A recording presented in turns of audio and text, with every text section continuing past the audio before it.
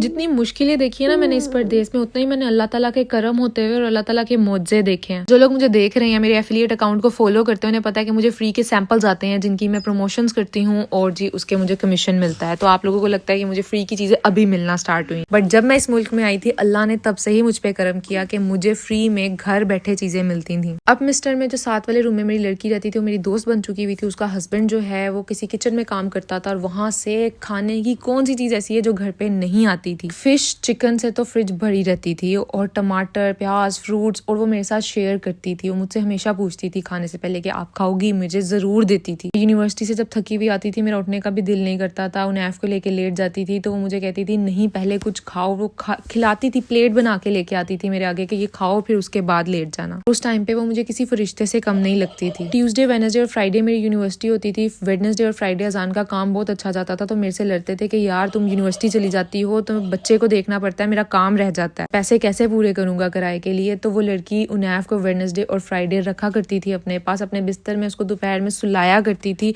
और जब मैं वीडियो कॉल करती थी और उसको देखती थी ना उनैफ को उसके साथ सोए हुए, तो मेरे दिल से उसके लिए बहुत दुआएं निकलती थी। और जब हाइम पैदा हुआ तो लेबर रूम में भी वही लड़की मेरे साथ थी।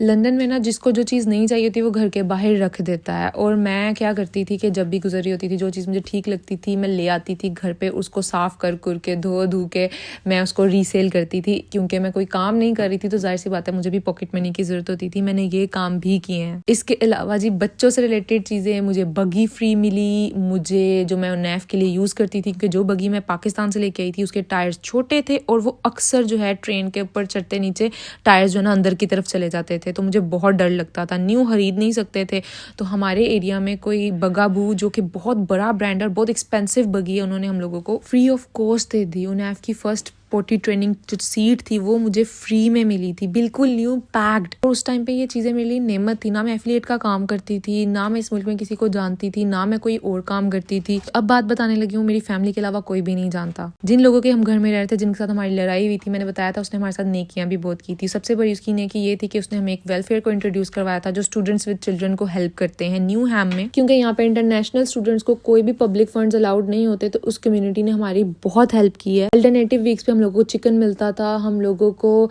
डायपर्स मिलते थे अल्टरनेटिव वीक्स पे, और इसके अलावा भी हर चीज़, आटा चावल हर चीज़ वो लोग अल्टरनेटिव वीक्स पे हम लोगों को प्रोवाइड करते थे, जिससे हमारा सर्कल अच्छा चल रहा था। ये कम्युनिटी इंडियन गुजराती मुस्लिम्स ने बनाई हुई थी, ठीक है। और हम लोग जो पाकिस्तानी लोगों ने कम्युनिटी बनाई थी, एक दफ़ा वहाँ गए क्योंकि वो हमारे घर के पास था, तो उन्होंने कहा नहीं जी आप स्टूडेंट्स तो इतनी बैंक स्टेटमेंट शो करके आते हो, हम आपकी हेल्प नहीं कर सकते। कोई भी मजबूर ना हो ना, किसी के आगे हाथ फैलाने नहीं जाता। और यहाँ पे जो सेटल्ड पाकिस्तानी कम्युनिटी है ना, बहुत से लोग हैं जो नफरत करते हैं न्यू